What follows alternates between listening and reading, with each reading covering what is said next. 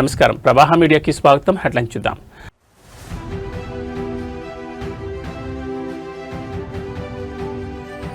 Telangana Delaware మధ్య కుదిరిన స్నేహహస్తం. CM Revanth తో గవర్నర్ మార్క్ మేయర్ భేటీ.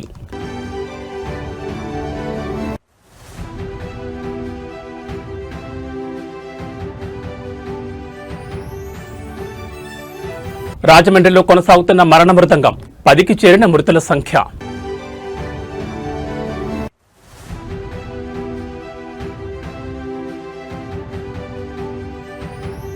సుప్రీంకోర్టు ఆదేశాలతో వేగవంతమైన ప్రక్రియ. అనర్హత పిటిషన్లపై స్పీకర్ వరుస విచారణలు.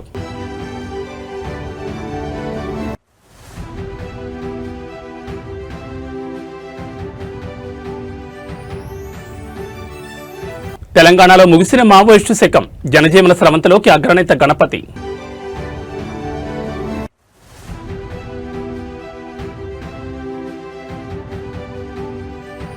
మధ్యప్రాచ్యంలో ఆకాని యుద్ధ జ్వాలలు. ఇరాన్పై 8వ రోజు ఇజ్రాయెల్, అమెరికా ఉమ్మడి దాడులు. ఇక డీటెయిల్స్ చూస్తే ముఖ్యమంత్రి రేవంత్ రెడ్డితో యుఎస్ఏ డెలావర్ రాష్ట్ర గవర్నర్ మార్క్ మేయర్ భేటీ అయ్యారు. హెల్త్, ఎడ్యుకేషన్ రంగంలో సంస్కరణలపై ఈ సమావేశంలో సీఎంతో మార్క్ మేయర్ చర్చించారు. డెలావర్ రాష్ట్రంలో అమలు చేసిన పేద మధ్యతరగతి ప్రజలకు ఇండ్లు, రుణమాఫీ, ఇతర అంశాలను మార్క్ మేయర్ ముఖ్యమంత్రికి వివరించారు. Data prevention, universal health care పై చర్చించారు. తెలంగాణ ప్రతినిధుల బృందంతో డెలావర్కు రావాల్సిందిగా సీఎంను మార్క్ మేయర్ ఆహ్వానించారు. భవిష్యత్తులో తెలంగాణ, డెలావర్ మధ్య సత్సంబంధాలు కొనసాగాలని ఆకాంక్షించారు. ఈ సమావేశంలో మంత్రి Sridhar Babu, first lady of Delaware Lauren Meyer, ఉన్నతాధికారులు పాల్గొన్నారు.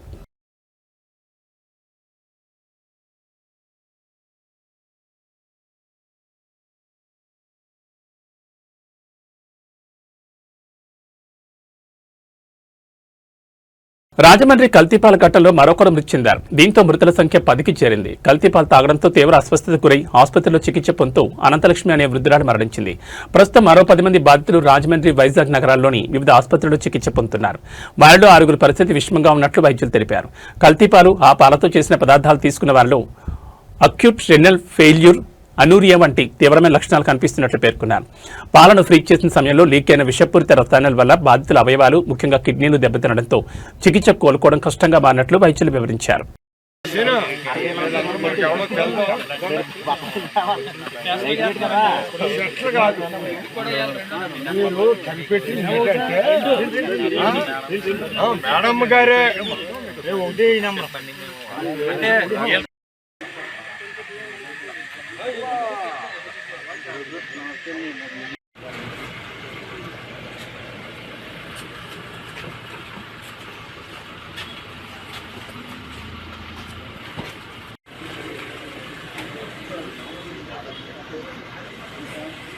తెలంగాణ స్పీకర్ గడ్డం ప్రసాదరావు ఇవాళ ఎమ్మెల్యే దానం నాగేందర్ అనర్హత పిటిషన్పై విచారించనున్నారు. ఇప్పటికే 10 మంది ఎమ్మెల్యేల అనర్హత పిటిషన్లపై స్పీకర్ విచారణ జరిపారు. అయితే కడియం శ్రీహరి, దానం నాగేందర్ల అనర్హత పిటిషన్లపై విచారణ మున్సిపల్ ఎన్నికల నేపథ్యంలో వాయిదా పడింది. ఇటీవల కడియం శ్రీహరి అనర్హత పిటిషన్పై విచారణ జరిగింది. నేడు ఖైరతాబాద్ ఎమ్మెల్యే దానం నాగేందర్ పిటిషన్పై స్పీకర్ విచారణ చేయనున్నారు. 10 మంది బీఆర్ఎస్ ఎమ్మెల్యేలపై అనర్హత పిటిషన్పై విచారించాలని సుప్రీంకోర్టులో ఆ పార్టీ పిటిషన్ వేసింది. సుప్రీంకోర్టు ఆదేశాల మేరకు స్పీకర్ విచారణలో వేగవంతం చేశారు. 10 మంది ఎమ్మెల్యేల్లో ఇప్పటికే స్పీకర్ 8 మంది పార్టీ మారినట్టు ఆధారాలు లభించలేదని తెలిపారు. క్వశ్చన్ కు సంబంధించి మాట్లాడుతా అంటే మీకు మైక్ ఇస్తాను. మీరు ముఖ్యమంత్రిని విమర్శిస్తా అంటే నేను మైక్ ఇవ్వను. ముఖ్యమంత్రిని విమర్శిస్తా అంటే మైక్ ఇవ్వను. ప్లీజ్ మీరు కూర్చోండి. చూడండి సార్, ఎన్నికలు ఇంకా రావడానికి టైం ఉంది. రేవంత్ రెడ్డిని ఓడగొట్టుడు, గెలిపించుడు కాదు. ముందు మనము మన జరిగినటువంటి తప్పులు తెలుసుకోవాలి. మరి ఏదో స్థామిత లేక మనం చేయకూడదు. ఎందుకంటే గురిగించ కింద ఉన్న మచ్చాగా ఎవరు తెలియదు, అది ప్రాబ్లం ఉంది. అందుకనే ఇప్పుడే కానీ ఒక స్థాయిలో ఉన్న వ్యక్తిని మనము తప్పుగా మాట్లాడితే ఆ స్థాయి ఉన్న వ్యక్తి కూడా కిందికి వచ్చి మాట్లాడాల్సి వస్తుంది. అందుకనే వీళ్ళే కదా మరి ముఖ్యమంత్రిని ఏకవచనంతో సంబోధించడము, నోటికి వచ్చినట్టు మాట్లాడడం, ఎవరైనా కానీ ఒక స్థాయిలో ఉన్న వ్యక్తికి మర్యాద ఇవ్వడం అనేది అది ప్రజాస్వామ్యంలో అది మన బాధ్యత. అలా కాకుండా వ్యక్తిగతంగా విమర్శించడం వల్లనే ఇవన్నీ వస్తున్నాయి. కాబట్టి రాజకీయంగా మీరు చేయొచ్చు. ఆయన కూడా, ముఖ్యమంత్రి కూడా ఛాలెంజ్ చేస్తున్నాడు. మేము చేసిన అభివృద్ధి విషయంలో కానీ, మేము ఇచ్చిన మరి పెట్టినటువంటి స్కీమ్స్ మేము జరగలేదు అంటే ఎక్కడైనా సరే ఏ వేదికమైనా ఛాలెంజ్ విసురుతున్నాడు. కాబట్టి ఆ ఛాలెంజ్ కు యాక్సెప్ట్ చేయకుండా మనం ఏకవచనంతో ముఖ్యమంత్రిని తిట్టడం వల్ల ఇవన్నీ సమస్యలు వస్తున్నాయి. కాబట్టి మీరు అభివృద్ధి విషయంలో ఇచ్చినటువంటి స్కీమ్స్ ఏవైతే గ్యారంటీలు ఇచ్చిండ్రో ఆ గ్యారంటీలు జరగలేదని మీరు అంటారు, జరుగుతున్నాయని మేము చెప్తున్నాం. కాబట్టి జరుగుతున్నాయి ఎక్కడ అనేది మీరు చర్చకు వస్తే చెప్తామని ముఖ్యమంత్రి గారు చెప్పారు, మంత్రులు చెప్తున్నారు. కాబట్టి దాని మీద స్పందిస్తే బాగుంటుంది.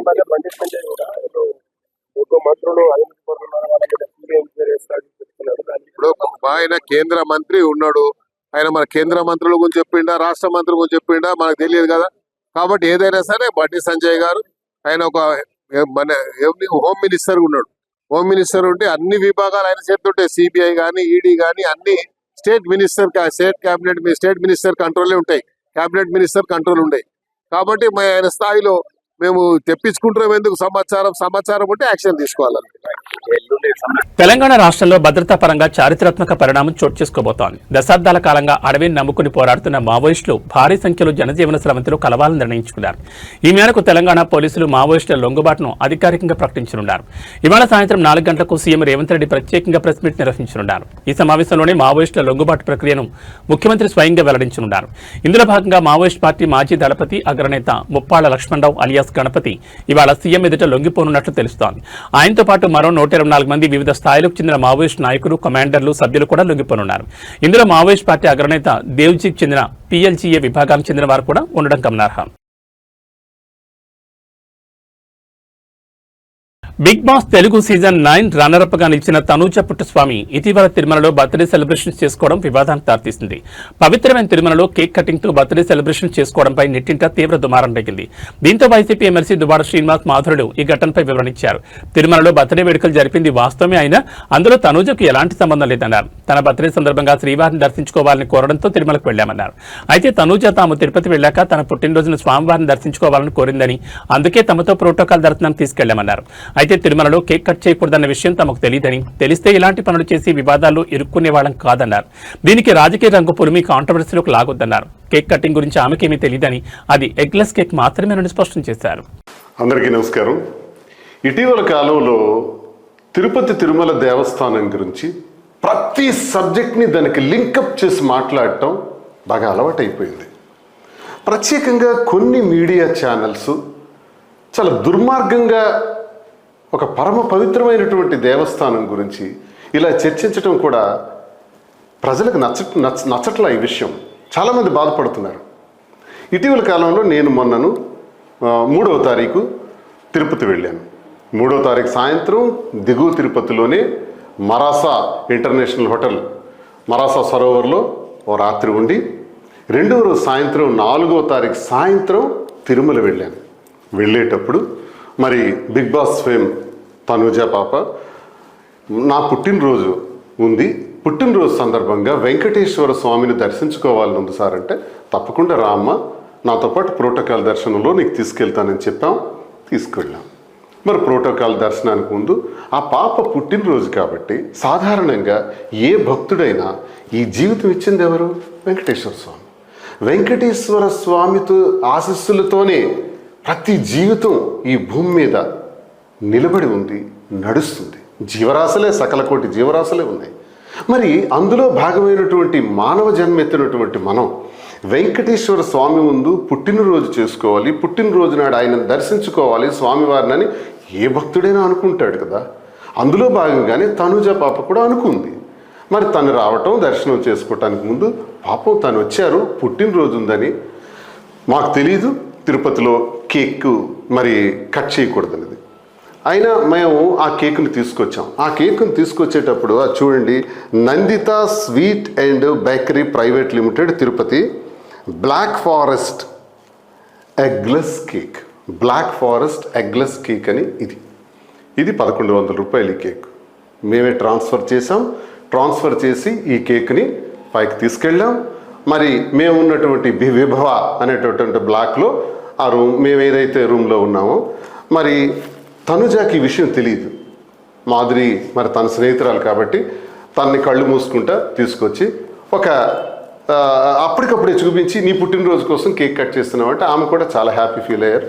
కేక్ 2 నిమిషాలు మాత్రమే కట్ చేసాం. తను ఏదో గిఫ్ట్ సరదాగా పుట్టినరోజు సందర్భంగా ఇవ్వటం జరిగింది. క్లోజ్. మరి దీన్ని తప్పని చులువలు పలువలు చేసి రాత్రి అనక పగలనక మేమేదో ద్రోహం చేసేసినామని. అప్పుడు అలాగే బ్రహ్మోత్సవాల సందర్భంగా అందరూ ఫోటోలు తీసుకుంటున్నట్టు మేము తీసుకుంటున్నాం. మాతోకి వచ్చి కొంతమంది వచ్చి ఫోటోలు తీసుకున్నారు. అందరు చేసిందే మేము చేసాం. దానికి రీల్స్ అని పెట్టారు. రీల్స్ చేయటానికి మేము వెంకటేశ్వర స్వామి భక్తులం. నా మొదటి తలనీలాలు మొదటి ఏడాది నుంచే ఇచ్చామని మా అమ్మ చెప్పింది. ఈ రోజు వరకు కొన్ని వందల సార్లు వెంకటేశ్వర స్వామిని దర్శించుకున్నాను నా జీవితంలో. వెంకటేశ్వర స్వామి దగ్గరికి మేము దర్శనానికి వెళితే కారు ఎక్కిన దగ్గర నుంచి మళ్ళీ రిటర్న్ వచ్చే వరకు చాలా జాగ్రత్తగా ఉంటాం, చాలా బాధ్యతలు తీసుకుంటాం. ఎక్కడా కూడా తినే ఆహారంలో కానీ అన్నింటిలో కూడా జాగ్రత్తలు తీసుకుంటూ దర్శనం చేసుకొచ్చే ఆనవాయితీ మాది. అక్కడ అపచారం చేసే శరీరాలు ఇవి. వెంకటేశ్వర స్వామి ముందు ఆయన పేరు పెట్టుకొని బ్రతికేటటువంటి నేను అపచారానికి అంగీకరిస్తానా? వారి భక్తుడిని కదా, మా ఇంటి ఇలవేల్పు కదా వెంకటేశ్వర స్వామి. ఆ సన్నిధిలో జరుగుతుందా? ఆ రోజు ఇంకోటి కూడా, స్వామి నేత్ర దర్శనం, నిజరూప దర్శనం ఆ రోజు ఉంటుంది 5వ తారీఖున. నిజరూప దర్శనం, నేత్ర దర్శనంలో తిరుపతిలో ఎవ్వరు అబద్ధం ఆడరు, తప్పు చేయరు. కాబట్టి నేను క్లారిటీగా చెప్తున్నాను. ఆ రోజు జరిగిందంతా కూడా తెలియజేస్తున్నాను భక్తులకి, సభ్య సమాజానికి. ఒక 5-6 ఛానల్స్లో దుష్ప్రచారం చేస్తున్నారు. ఆ దుష్ప్రచారానికి మేము క్లారిటీ చెప్పాలి. అందుకే నేను క్లారిటీగా తెలియజేస్తున్నాను. కేక్ కట్ చేయకూడదన్న నిబంధనలు అక్కడ ఉన్నాయన్న విషయం మాకు తెలియదు. కేక్ తీసుకెళ్లేటప్పుడు మాత్రం షాప్ యజమాని చెప్పాడు, మీరు అక్కడ కేక్ కట్ చేయాలంటే ఎగ్లెస్ కేక్, వెజిటబుల్స్తో తయారు చేసిందే ఉంటుంది, అది మీకు ఇస్తాం, కట్ చేసుకోవచ్చు అని చెబితే ఎగ్లెస్. రాజకీయాల్లో ఇచ్చిన మాట నిలబెట్టుకోవడం అనేది ఒక గొప్ప సంప్రదాయం. ఇప్పుడు ముఖ్యమంత్రి రేవంత్ రెడ్డి సరిగ్గా అదే చేసి చూపించారు. 2023లో ఒక సాధారణ మహిళకు పాదయాత్రలో ఇచ్చిన మాటను నేడు అధికారంలోకి వచ్చాక ముఖ్యమంత్రి హోదాలో నెరవేర్చి తన చిత్తశుద్ధిని చాటుకున్నారు. కామారెడ్డి జిల్లా చిన్నమల్లారెడ్డి గ్రామంలో ఇప్పుడు ఈ అంశం హాట్ టాపిక్ గా మారింది. అది 2023 సంవత్సరం. అప్పట్లో టీపీసీసీ అధ్యక్షుడిగా రేవంత్ రెడ్డి పాదయాత్ర చేస్తున్న సమయం. కామారెడ్డి జిల్లా చిన్నమల్లారెడ్డి పర్యటనలో ఉన్నప్పుడు లక్ష్మి అనే మహిళ తన దీనస్థితిని రేవంత్ దృష్టికి తీసుకెళ్లారు. తన ఇల్లు కూలిపోయి ఎన్నో ఇబ్బందులు పడుతున్నారని ఆవేదన వ్యక్తం చేశారు. ఆ రోజే రేవంత్ రెడ్డి ఆమెకు ఒక భరోసా ఇచ్చారు. మన ప్రభుత్వం వస్తుంది, నీకు ఇందిరమ్మ ఇల్లు మంజూరు చేస్తాను అని మాట ఇచ్చారు. పాదయాత్రలో బాధితురాల కష్టాలు విని ఇల్లు కట్టిస్తానని హామీ ఇచ్చారు. ఇచ్చిన మాట ప్రకారం యుద్ధ ప్రాతిపదికన ఇంటి నిర్మాణం పూర్తయింది. లక్ష్మి అనే మహిళకు పక్కా గృహం సిద్ధమైంది. నేడు ఆ ఇంటి గృహప్రవేశం కార్యక్రమం అట్టహాసంగా జరుగుతోంది. ముఖ్యమంత్రి రేవంత్ రెడ్డి స్వయంగా రాలేకపోయినా తన ప్రతినిధిగా ప్రభుత్వ సలహాదారు షబ్బీర్ అలీని ఈ కార్యక్రమానికి పంపించారు. ఇచ్చిన మాట నిలబెట్టుకున్నందుకు లక్ష్మి కుటుంబ సభ్యులు మరియు గ్రామస్తులు హర్షం వ్యక్తం చేస్తున్నారు. అధికారంలోకి వచ్చాక కూడా అట్టడుగు వర్గాల కష్టాలను గుర్తించుకోవడం నిజమైన ప్రజానాయకత్వానికి నిదర్శనమని స్థానికులు కొనియాడుతున్నారు.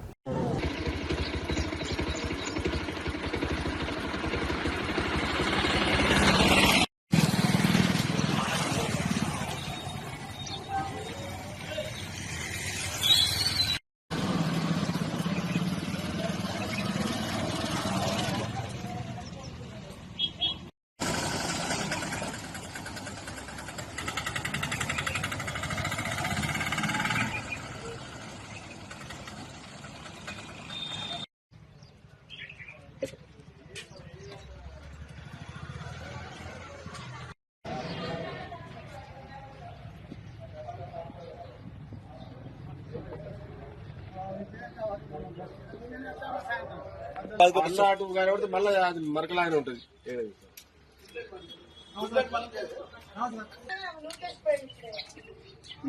ఈ బిడ్డ ఉన్నది, ఈ బిడ్డ ఉన్నది.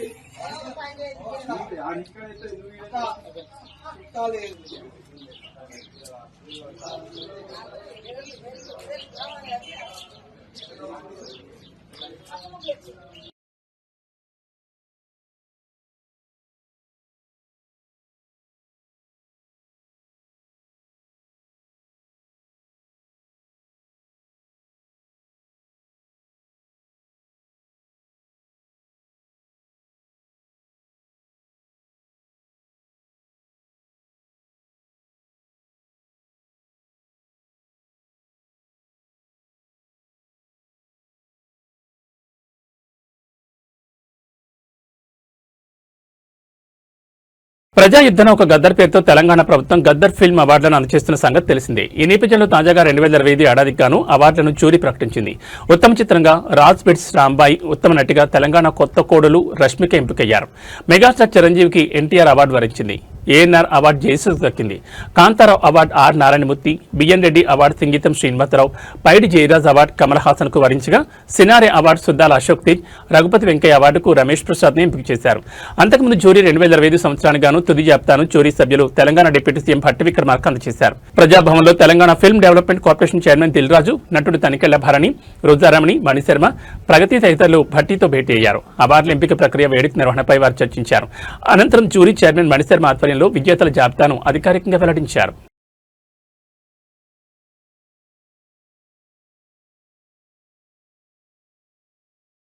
ఆంధ్రప్రదేశ్, తెలంగాణ రాష్ట్రాల్లో ఉష్ణోగ్రతలు భారీగా నమోదవుతున్నాయి. గతంలో ఎన్నడూ లేని విధంగా మార్చి నెల మొదటి వారంలోనే అత్యధిక ఉష్ణోగ్రతలు నమోదవుతున్నాయి.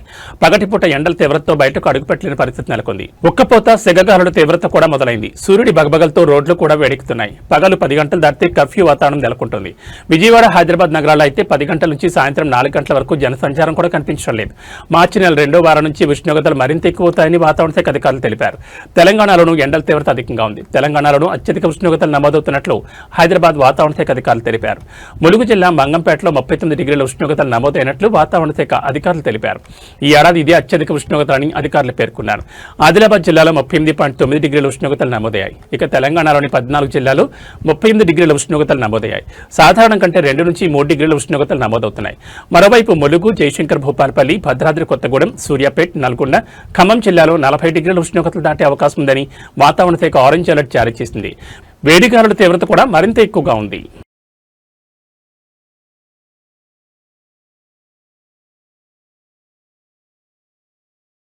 కళ్యాణదుర్గం పట్టణంలో అర్ధరాత్రి వేళ ఒక్కసారిగా భారీ శబ్దం చోటు చేసుకుంది. ఏం జరుగుతుందో అర్థమయ్యేలోపు అక్కడ దృశ్యాలు చూసి స్థానికులు హతాశులయ్యారు. ఒక మైనర్ బాలుడు స్టీరింగ్ పట్టుకుంటే ఆ వేగం ఏ స్థాయి వినాశనానికి దారితీస్తుందో చెప్పడానికి ఈ ఘటన నిదర్శనం. అనంతపురం జిల్లా కళ్యాణదుర్గం పట్టణంలోని దొడగట్ట రోడ్లో అర్ధరాత్రి పెను ప్రమాదం సంభవించింది. నిద్రలో ఉన్న జనం ఒక్కసారిగా ఉలిక్కిపడ్డారు. మితిమీరిన వేగంతో దూసుకొచ్చిన ఒక కారు నియంత్రణ కోల్పోయి నేరుగా retired social welfare DD Satyanarayana ఇంట్లోకి దూసుకెళ్లింది. కారు బలంగా ఢీకొట్టడంతో ఇంటి ప్రహారీ కూడా పూర్తిగా ధ్వంసమైంది. ఇంటి ఆవరణలో పార్క్ చేస్తున్న 3 ద్విచక్ర వాహనాలు కారు కింద పడి నుచ్చునుచ్చాయి. ఇక ప్రమాదానికి కారణమైన కారు ముందరి భాగం పూర్తిగా డ్యామేజ్ అయి గుర్తుపట్టలేని స్థితికి చేరింది. అయితే ఈ ప్రమాదంలో అసలు షాకింగ్ విషయం ఏంటంటే కారు నడిపింది ఒక మైనర్ బాలుడు. అర్ధరాత్రి వేళ తల్లిదండ్రుల కళ్ళు గప్పి కారు రోడ్డు ఎక్కించాడా లేక సరదా కోసం ఈ సాహసానికి పూనుకున్నాడా అనేది ఇప్పుడు చర్చనీయాంశంగా మారింది. అదృష్టశాత్తు ఆ సమయంలో ఇంట్లో వారు నిద్రిస్తుండడం, రోడ్డుపై ఎవరూ లేకపోవడంతో ప్రాణాపాయం తప్పింది. కానీ ఆస్తి నష్టం మాత్రం భారీగానే జరిగింది.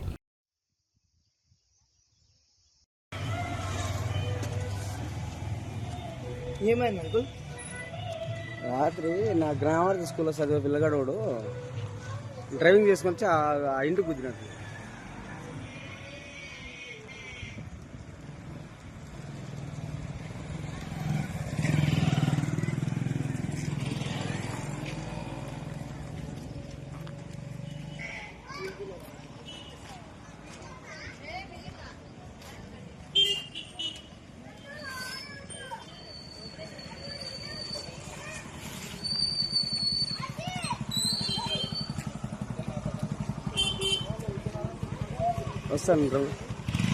వస్తాను రమ్మ.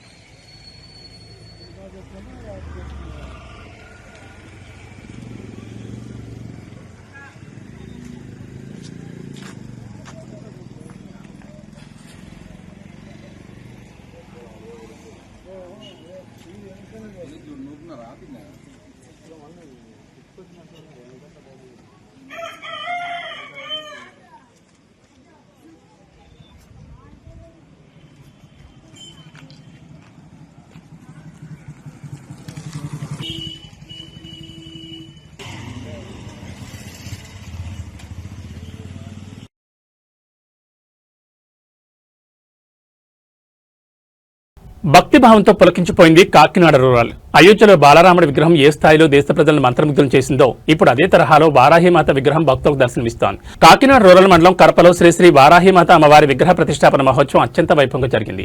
ఆధ్యాత్మికతకు నిలయమైన కాశీ క్షేత్రంలో వారాహి అమ్మవారు ఎలా ఉంటారో సరిగ్గా అదే ప్రతిరూపాన్ని కరప గ్రామంలో ఆవిష్కరించారు. జనసేన సీనియర్ నాయకుడు చిక్కాల దొరబాబు ఈ మహత్కార్యానికి శ్రీకారం చుట్టారు. అయోధ్య బాలరాముడి విగ్రహంలో కనిపించే ఆ నీలి ఛాయ దివ్యత్వం ముట్టిపడేలా ఈ వారాహిమాత విగ్రహాన్ని రూపొందించడం విశేషం. ఈ కార్యక్రమానికి భక్తులు భారీగా తరలివచ్చారు. చిక్కాల దొరబాబు ఆధ్వర్యంలో జరిగిన ఈ కర్తులో అమ్మవారిని దర్శించుకునేందుకు పరిసర గ్రామాల ప్రజలు పోటీపడ్డారు. శత్రువులను హరించే వారాహిమాత ప్రతిష్టతో గ్రామంలో శాంతి సౌభాగ్యాలు నెలకొంటాయని భక్తులు విశ్వసిస్తున్నారు. మొత్తానికి రాజకీయాలతో పాటు ఆధ్యాత్మిక కార్యక్రమాల్లోనూ చురుగ్గా పాల్గొంటూ కడపలో ఒక అద్భుత ఆధ్యాత్మిక ఘట్టాన్ని చిక్కాల దొరబాబు ఆవిష్కరించారు. భవిష్యత్తులో ఈ ఆలయం ప్రముఖ పుణ్యక్షేత్రంగా మారుతుందని స్థానికులు ఆశాభావం వ్యక్తం చేస్తున్నారు.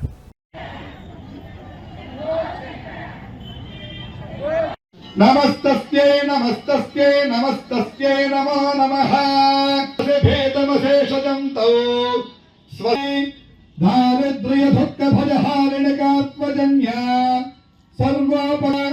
సర్వస్వరూపే ఆవిడకి చూడండి సర్వస్వరూపే సర్వేశే సర్వశక్తి సమన్వితే భయేభ్యస్త్రాఘినో దేవి దుర్గే దేవి వారాహి దేవి నమోస్తుతే. అమ్మ మీ చేతిలో ఉండేటువంటి పూజా ద్రవ్యం అక్షతలు కానీ పుష్పాలు కానీ ఏదైతే ఉన్నాయో అవన్నీ కూడా కళ్ళకద్దుకుని ఎవరెక్కడైతే పూజ చేశారు అక్కడ వేయండి.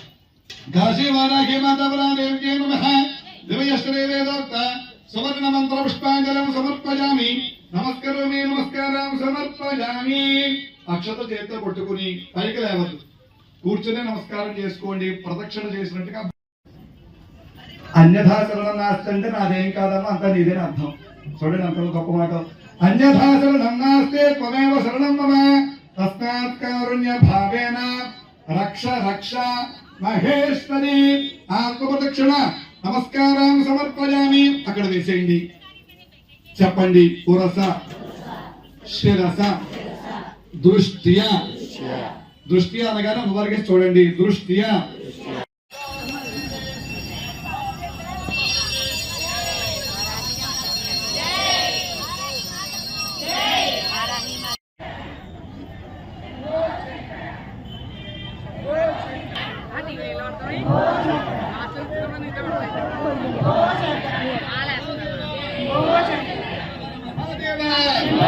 కాశీ వారాహి మాతాకి కాశీ వారాహి మాతాకి. అమ్మ అందరూ కూడా కళగలుగున్నారమ్మా. అందరూ కూడా ఒక పుష్పం. ఓం రాజాధిరాజాయ ప్రసహ్య సాఘినే నమో వయం వై. ఎందుకమ్మ పిల్లాడి గురించా? ఓకే. నమో వయం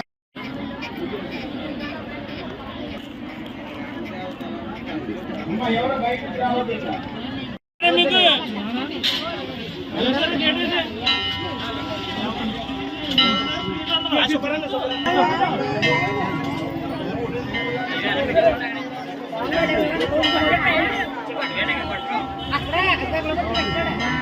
అమ్మ పక్కన ఒకసారి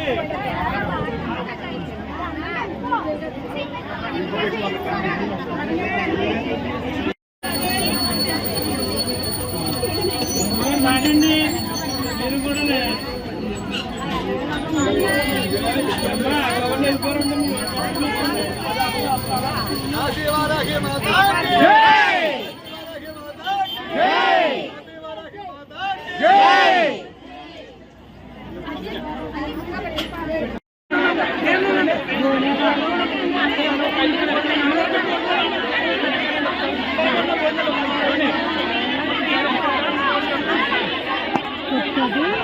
ఇరాన్ సైనిక సామర్థ్యాలను పూర్తిగా నిర్వీర్యం చేసేందుకు ఇజ్రాయెల్, అమెరికాలు వరుసగా 8వ రోజు దాడులు జరుపుతున్నాయి.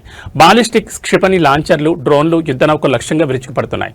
ఇరాన్ రెవల్యూషనరీ గార్డ్ కోర్కు చెందిన కార్యాలయాలు, కమాండ్ సెంటర్లను ధ్వంసం చేస్తున్నాయి. ఆపరేషన్ ఎపిక్ ప్యూరీలో భాగంగా గత 7 రోజుల్లో 3000కు పైగా లక్ష్యాలపై దాడులు చేపట్టామని యుఎస్ సెంట్రల్ కమాండ్ తెలిపింది. ఇక ముందు అవి కొనసాగుతాయని స్పష్టం చేసింది.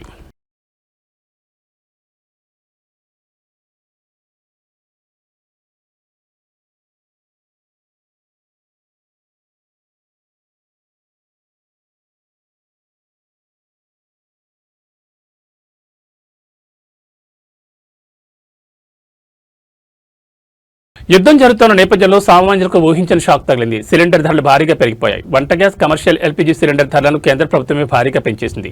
ఈ మేరకు అర్ధరాత్రి నిర్ణయం తీసుకుంది. కేంద్ర ప్రభుత్వం తాజాగా పెంచిన ధరల ప్రకారం 14.2 కిలోల వంట గ్యాస్ సిలిండర్ ధరపై 60 రూపాయలు పెరిగింది. 19 కిలోల కమర్షియల్ సిలిండర్పై ఏకంగా 115 రూపాయలు పెంచింది కేంద్రం. ఈ కొత్త ధరలు నేటి నుంచి అమల్లోకి వస్తాయని సంచలన ప్రకటన చేసింది. ఈ లెక్క ప్రకారం హైదరాబాద్లో 14.2 కేజీల డొమెస్టిక్ సిలిండర్ ధర 905 నుంచి 965 రూపాయలకు చేరింది. అటు 19 కేజీల కమర్షియల్ సిలిండర్ ధర రూపాయల నుంచి 2076కు చేరింది. అయితే ఉజ్వల్ పథకం కింద అందించే సిలిండర్ ధరలో ఎలాంటి మార్పు లేదని సర్కార్ క్లారిటీ ఇచ్చింది. మిడిల్ ఈస్ట్ దేశాలలో యుద్ధ వాతావరణం నేపథ్యంలో వంట గ్యాస్ ధరలు పెరిగినట్లు తెలుస్తోంది. వంట గ్యాస్ను కాస్త అదుపులో వినియోగించుకోవాలని కూడా నిపుణులు సూచిస్తున్నారు.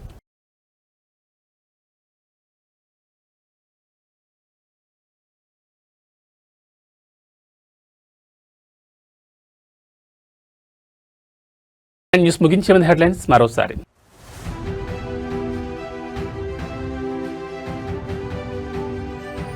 తెలంగాణ డెలావర్ మధ్య కుదిరిన స్నేహహస్తం. సీఎం రేవంత్తో గవర్నర్ మార్క్ మేయర్ భేటీ.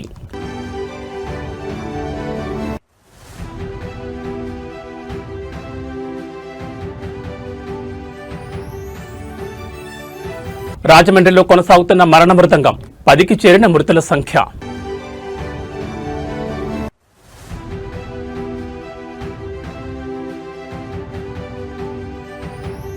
సుప్రీంకోర్టు ఆదేశాలతో వేగవంతమైన ప్రక్రియ. అనర్హత పిటిషన్లపై స్పీకర్ వరుస విచారణలు.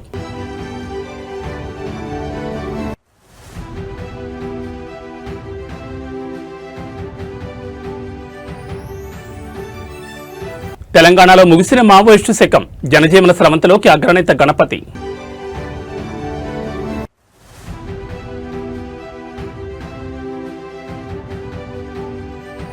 మధ్యప్రాచ్యంలో ఆకాని యుద్ధ జ్వాలలు. ఇరాన్పై 8వ రోజు ఇజ్రాయెల్ అమెరికా ఉమ్మడి దాడులు.